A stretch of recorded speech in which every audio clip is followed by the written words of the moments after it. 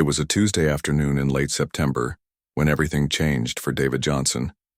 The 34-year-old federal agent had just finished one of the most important meetings of his career at the Department of Homeland Security Regional Office in downtown Atlanta.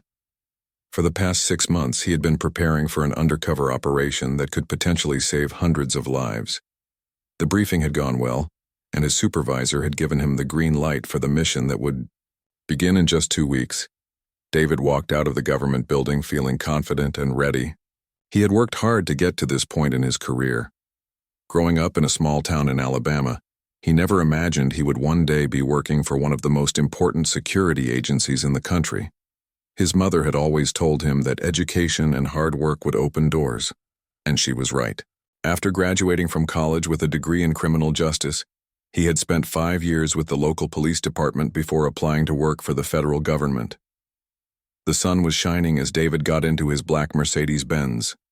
He had bought the car just 3 weeks ago with money he had been saving for years. It was his dream car, and he had worked overtime and weekends to afford it. The leather seats still smelled new, and every time he started the engine, he felt proud of how far he had come.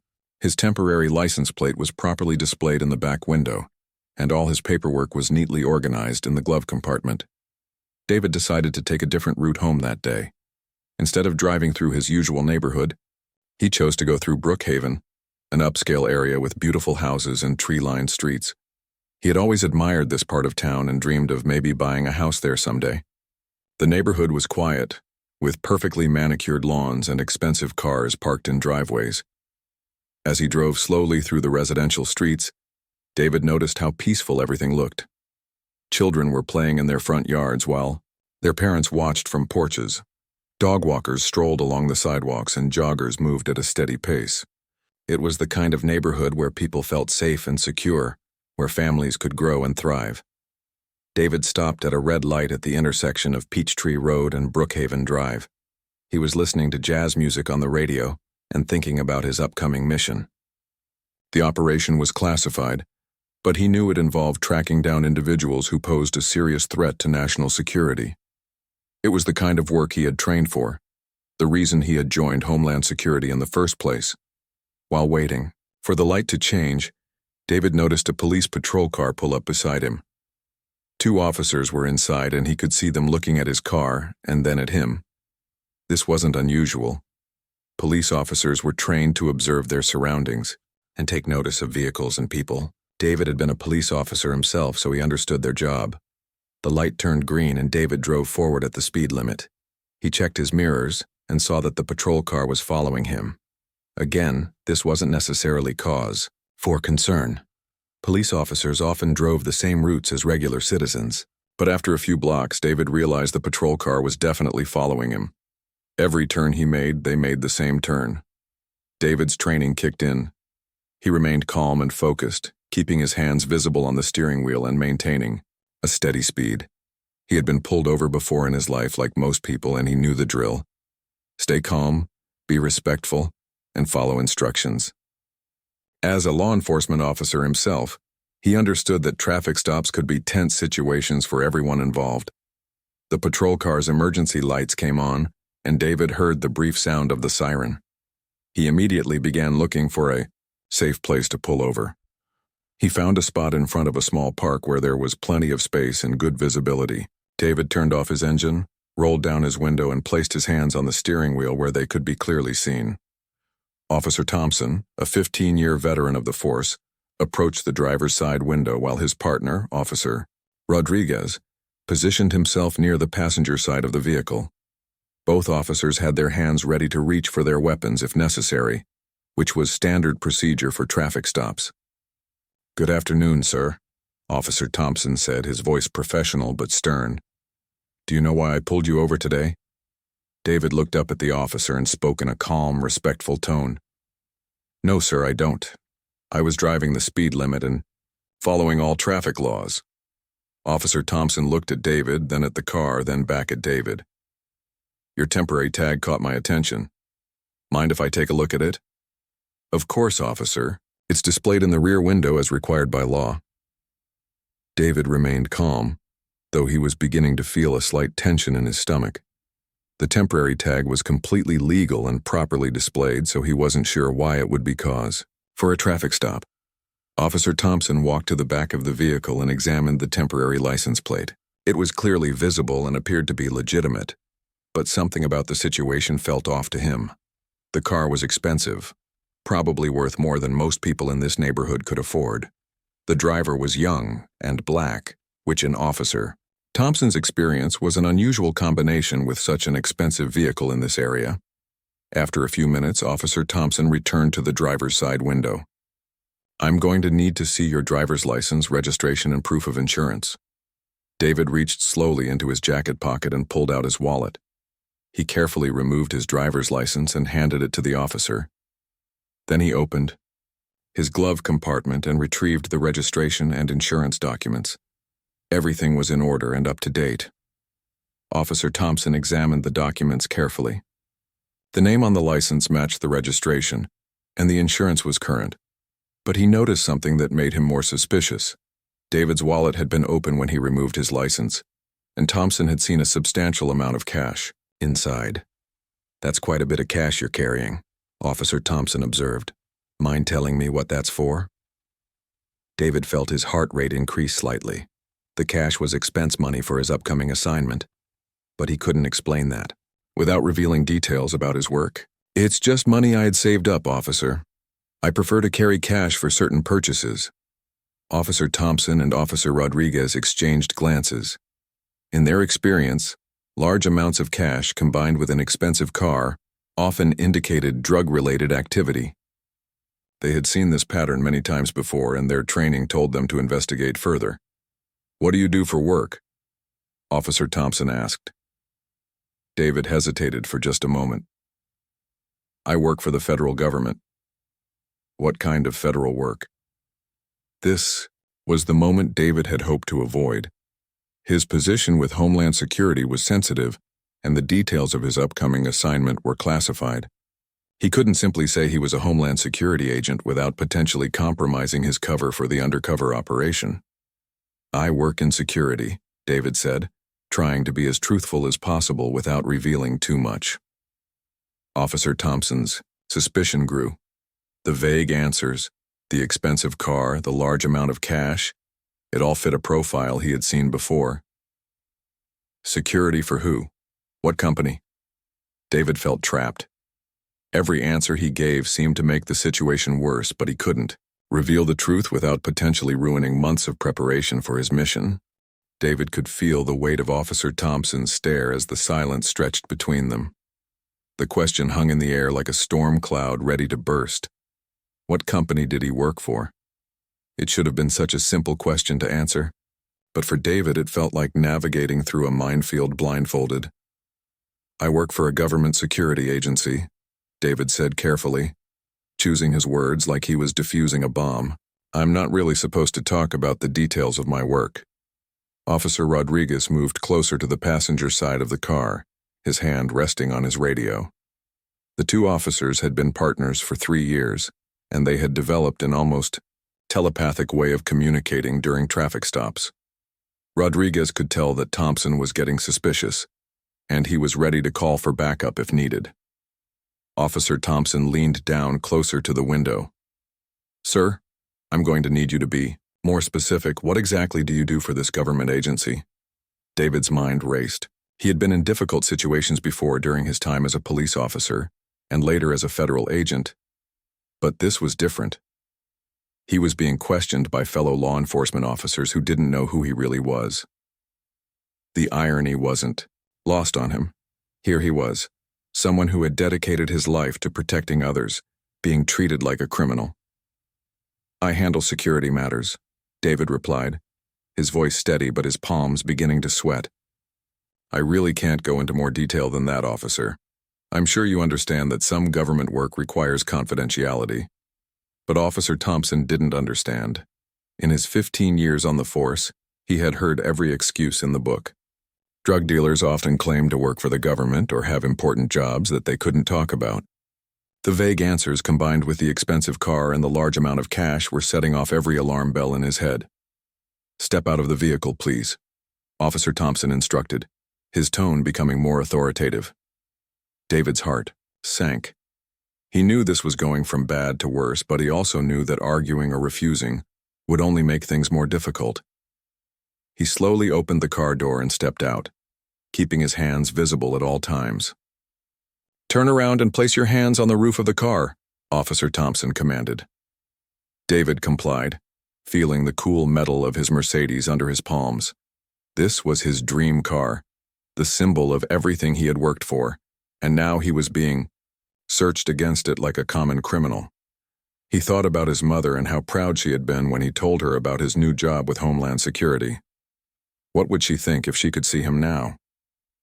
Officer Thompson began patting David down, checking for weapons or drugs. He found David's cell phone and a small notebook that David used for work. The notebook contained codes and abbreviations that looked suspicious to someone who didn't understand their purpose. "What's this?" Officer Thompson asked, flipping through the notebook. "Just work notes," David said, his voice barely above a whisper. The notebook contained information related to his upcoming undercover assignment.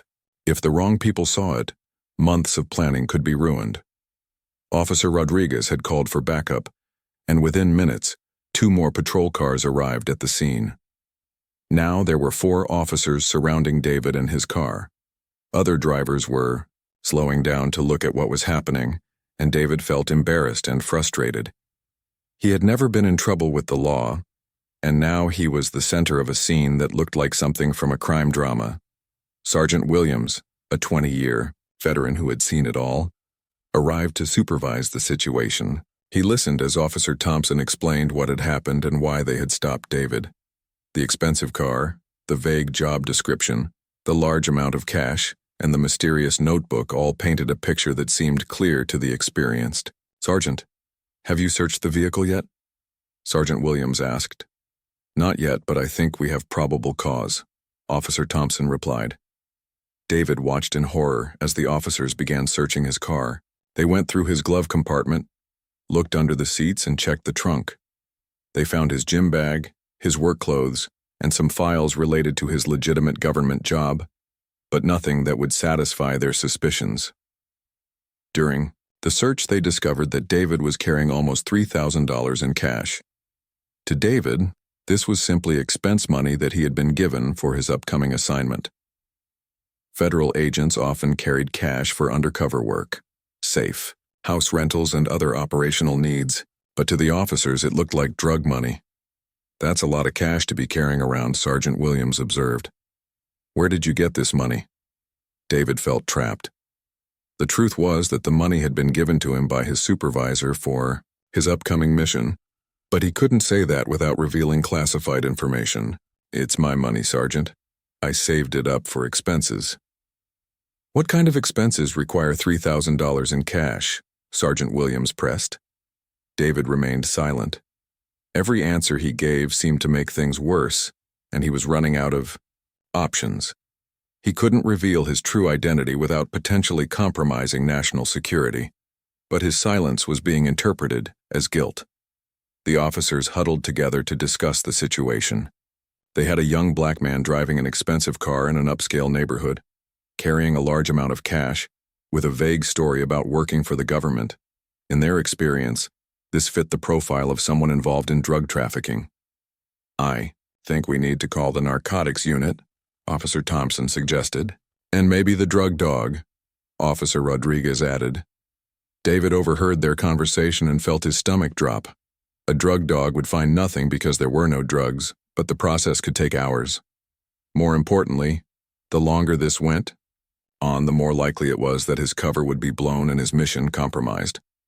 20 minutes later, Officer Kelly arrived with Rex, a German shepherd trained to detect drugs. David watched as the dog sniffed around his car, hoping desperately that this nightmare would soon be over. Rex found nothing, which should have been good news, but the officers weren't satisfied. "The dog didn't alert, but that doesn't mean anything," Sergeant Williams said to his officers. "Sometimes drugs are transported in containers that mask the scent, or the car might have been cleaned recently." David couldn't believe what he was hearing. Even when the drug dog found nothing, they were still suspicious. It seemed like no matter what happened, they had already made up their minds about him.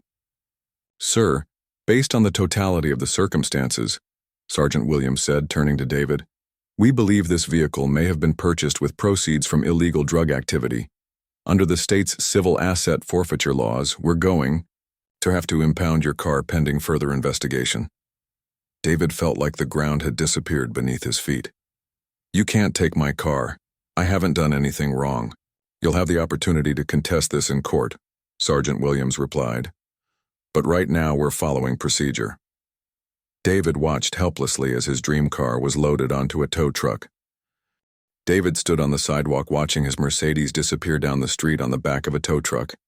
The afternoon sun that had seemed so bright and cheerful just hours earlier now felt harsh and mocking. He pulled out his phone to call someone, anyone who could help him, but then he realized the impossible situation he was in. His supervisor, Agent Miller, was somewhere in Eastern Europe on a classified mission and wouldn't be back for another week. The mission David had been preparing for was so sensitive that only a handful of people knew about it, and most of them were either overseas or working on other classified operations. He couldn't just call the Homeland Security Office and announce who he was. That could compromise not only his own mission, but potentially put other agents at risk. The officers had given David a receipt for his impounded vehicle and told him he could contest the seizure in court. The paper felt flimsy in his hands, like it might blow away in the wind, taking his hopes with it. He read the address of the impound lot and realized it was clear across town. Without his car, getting there would be a challenge. David called a taxi and waited 30 minutes for it to arrive. During that time, he stood in the same spot where his car had been taken, trying to figure out what to do next. People walked by, some staring at him curiously, probably wondering why a well-dressed man was standing alone on the sidewalk looking lost. The taxi driver, an older man named Frank who had been driving for 20 years, tried to make conversation during the ride to David's apartment. "Rough day?" Frank asked, glancing in the rearview mirror. "You could say that," David replied, staring out the window at the city passing by. "Car trouble?" David almost laughed, but there was no humor in it. Something like that. When David got home to his small but neat apartment, he immediately went to his computer and started researching civil asset forfeiture laws. What he found made his heart sink even further. In many cases, people who had their property seized never got it back, even when they were never charged with a crime. The legal process was complicated, expensive, and often took months or even years to resolve. David tried calling the police department to speak with someone about his case. The first person he spoke to was a desk clerk who sounded bored and uninterested. "I need to speak with someone about my car that was impounded today," David said. "What's the case number?" the clerk asked. David read the number from his receipt. "Okay, that's been turned over to the asset forfeiture unit. You'll need to call them tomorrow during business hours." "Can't I speak with the officers who took my car? Maybe if I explain the situation." "Sir, once a case goes to asset forfeiture, the patrol officers aren't involved anymore. You'll need to go through the proper channels." David hung up feeling more frustrated than ever. He had spent years working in law enforcement, and he knew how the system worked. But knowing how it worked and being caught up in it were two very different things. The next morning, David had to take public transportation to work. He hadn't ridden a city bus in years, and the experience reminded him of his college days when he couldn't afford a car. The bus was crowded and slow, making multiple stops, and what should have been a 20-minute drive to his office took over an hour. At work, David had to be careful about what he said to his colleagues. His cover story was that he was taking time off to handle a family emergency, which explained why he wouldn't be available for regular assignments. But he couldn't tell anyone about his real problem without potentially compromising his upcoming mission. His work partner, Agent Roberts, noticed that something was wrong.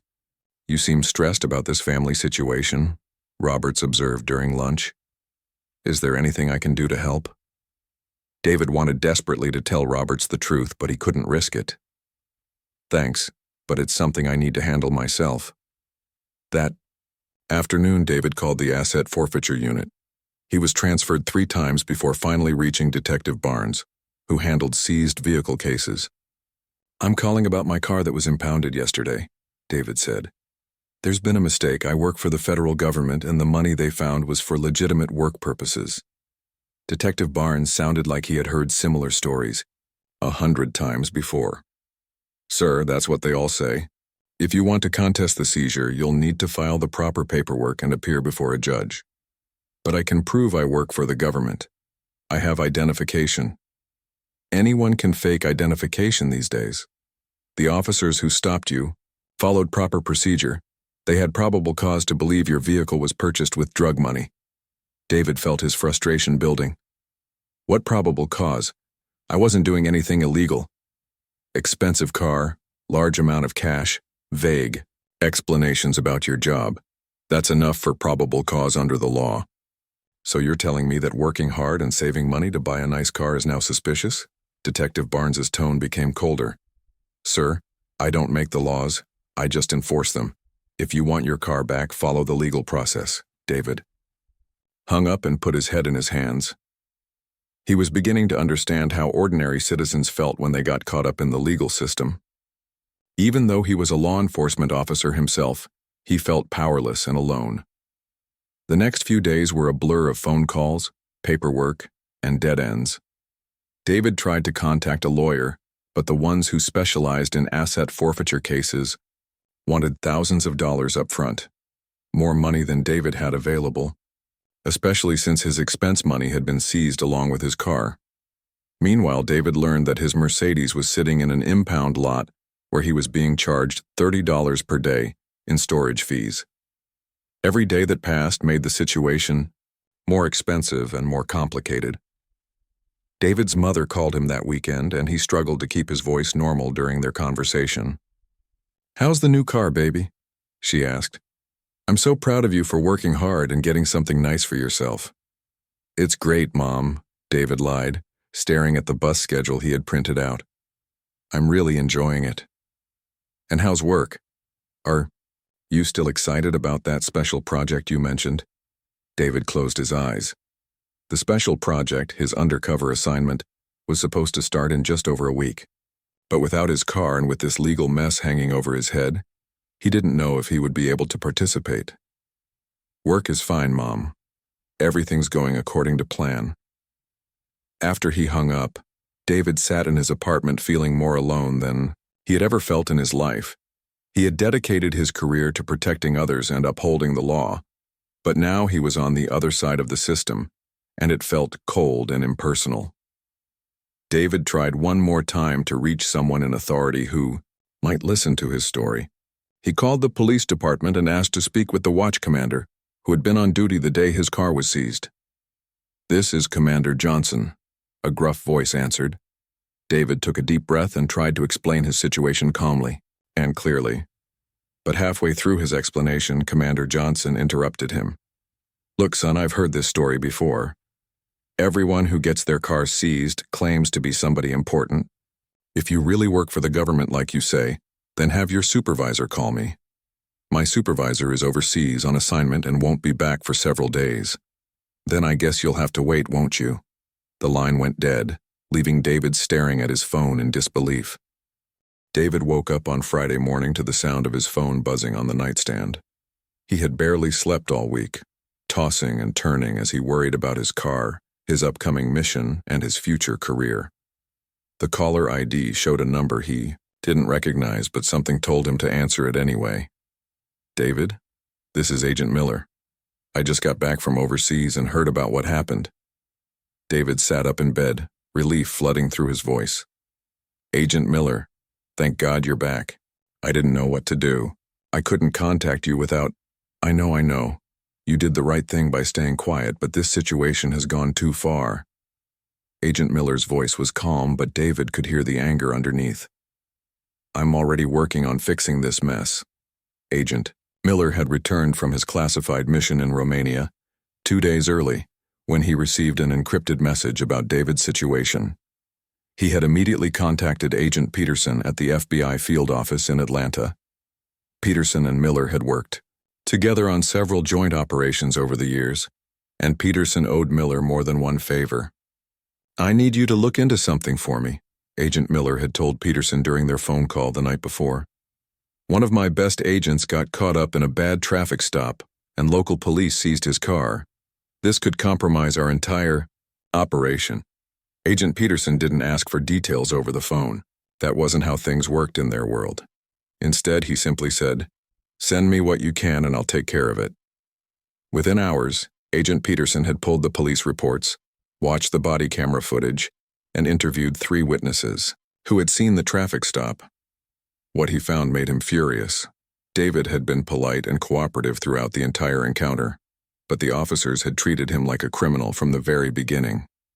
The body camera footage was particularly telling. Agent Peterson could see that the officers had made assumptions about David based on his race and the car he was driving. They had escalated the situation unnecessarily and ignored David's calm explanations.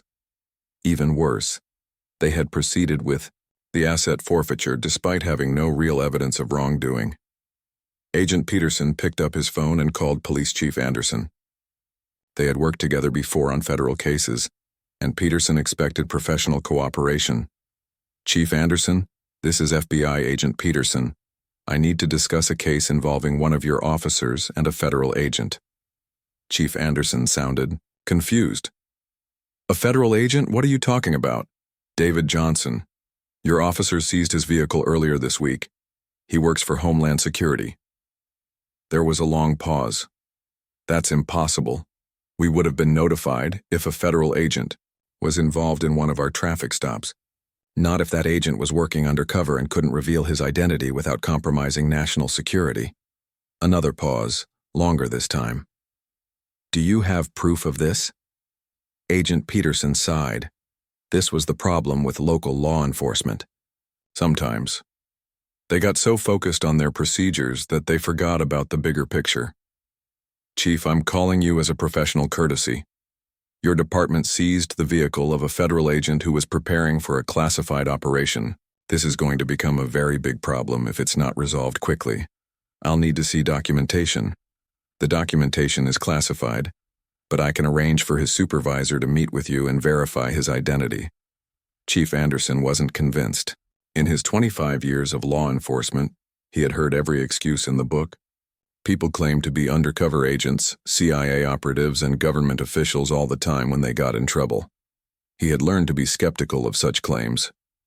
"Agent Peterson, with all due respect, anyone can claim to work for the federal government. My officers followed proper procedure. If this David Johnson really is a federal agent, then he should have identified himself properly." Agent Peterson felt his patience wearing thin. "Chief, he couldn't identify himself without compromising an ongoing operation. Surely you understand how undercover work functions." "I understand a lot of things, Agent Peterson. I also understand that we've had this conversation before with people who turned out to be lying." Meanwhile, David was trying to keep his normal routine while everything fell apart around him. He had to report to work each day and pretend that everything was fine, even though he was taking the bus and arriving late because of the unpredictable public transportation schedule. His colleagues were starting to notice that something was wrong. Agent White, who worked in the cubicle next to David's, had seen him studying bus schedules during lunch breaks. "Car problems?" Agent White asked casually. "Something like that," David replied, not looking up from his computer screen. "You know, if you need a ride somewhere, I'm happy to help out a colleague." David looked up and managed a weak smile. "Thanks, I appreciate that. Just some temporary transportation issues." But the transportation problems were the least of David's worries. He had received a notice from the impound lot that his car would be auctioned off in just 5 days if the legal issues weren't resolved. The storage fees were now over $200 and growing every day. David had managed to find a legal aid lawyer who was willing to help him file the paperwork to contest the seizure, but the lawyer wasn't optimistic about their chances. "The system is designed to make it difficult to get your property back," the lawyer, Ms. Carter, explained during their meeting. "Even when people win these cases, it can take months or years, and unfortunately many people give up because the legal costs exceed the value of what was seized." "So you're telling me they can just take someone's car based on suspicion alone?" "That's exactly what I'm telling you. Civil asset forfeiture laws were originally designed to go after major drug dealers and organized crime figures, but over the years they've been expanded and are now used in cases like yours." David shook his head in disbelief. "This doesn't feel like America." Ms. Carter had heard that comment many times before. "Mr. Johnson, This is America. This is how the system works for a lot of people. While David was meeting with his lawyer, Agent Peterson was making calls to higher-level officials. He contacted Deputy Director Harrison at the FBI, who immediately understood the seriousness of the situation. "How long has this been going on?" Deputy Director Harrison asked. 4 days now. The local police chief is being difficult. He wants documentation that we can't provide without compromising the operation. What about going directly to the mayor's office? That's my next step, but I wanted to keep you informed in case this escalates further. Deputy Director Harrison was quiet for a moment. Peterson, this isn't just about one agent or one car. If word gets out that local police can seize federal agents' property without consequence, it could affect operations nationwide. Make whatever calls you need to make. Armed with support from the highest levels of the FBI, Agent Peterson placed a call to Mayor Thompson's office. The mayor's chief of staff, Mrs. Richards, took the call. "Ma'am, this is FBI Agent Peterson. I need to speak with the mayor about a situation involving your police department and a federal agent." Mrs. Richards had been in politics long enough to recognize when a phone call could mean trouble for her boss. "What kind of situation?" "Your officers seized the vehicle of a Homeland Security agent who was preparing for a classified operation. The agent couldn't identify himself without compromising national security, and now your police chief is refusing to cooperate with federal authorities." Mrs. Richards felt her stomach drop. This was exactly the kind of problem that could turn into a political nightmare. "I'll have the mayor call you back within the hour." True to her word, Mayor Thompson called Agent Peterson back 45 minutes later. Mayor Thompson hung up the phone and immediately called Police Chief Anderson into his office. The mayor had been in office for 6 years, and he had learned to recognize potential disasters before they exploded into front-page news stories. This situation with the federal agent had all the signs of becoming a major problem. "Chief, I just got off the phone with an FBI agent. He tells me your officers seized a car belonging to a Homeland Security agent. Please tell me this is some kind of misunderstanding." Chief Anderson shifted uncomfortably in his chair. He had been hoping this situation would resolve itself quietly, but now it seemed like it was spiraling out of control. "Mr. Mayor, my officers followed proper procedure. The individual in question couldn't provide adequate identification or explanation for his circumstances. He couldn't provide identification because he was working undercover." Mayor Thompson's voice rose. "Do you understand what kind of lawsuit this could bring against the city? Do you understand what this could do to our relationship with federal law enforcement?" Chief Anderson had built his career on being thorough and skeptical. It had served him well over the years, but now his caution might have created a major problem. "Sir, with respect, anyone can claim to work for the government. We've had drug dealers tell us they were CIA agents before." Mayor Thompson rubbed his temples. He could already see the headlines.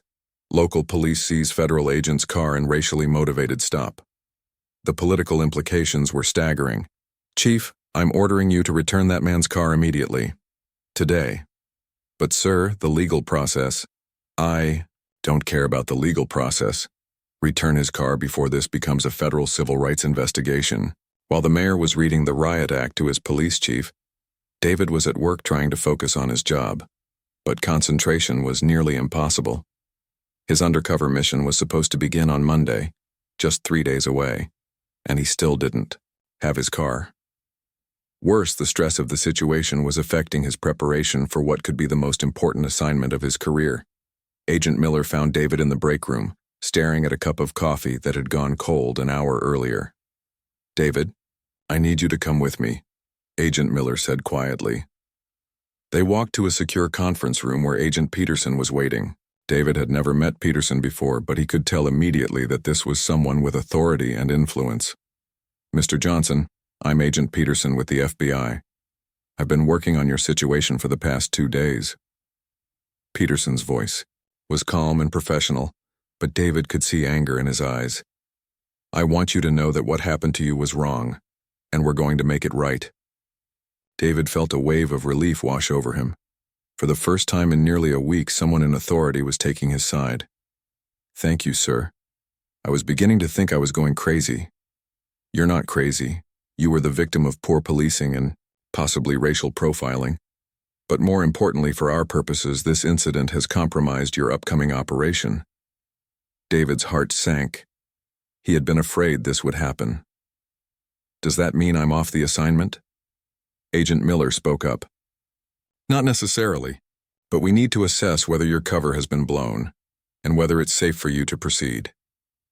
Agent Peterson pulled out a folder containing photos and documents.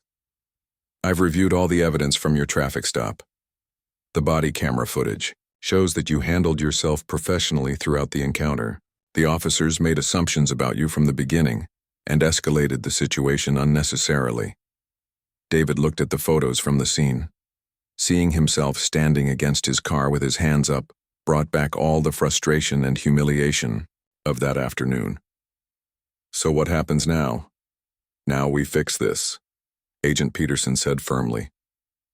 At 3:30 that afternoon, David's phone rang. It was Detective Barnes from the Asset Forfeiture Unit, the same man who had been dismissive and rude during their previous conversations. "Mr. Johnson, this is Detective Barnes.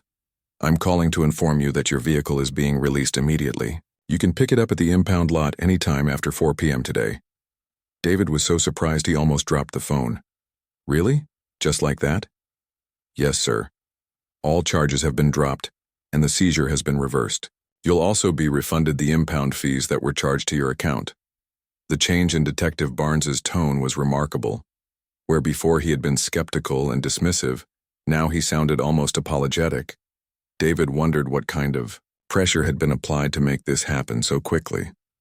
"Thank you," David said, though he wasn't sure thanks were really appropriate.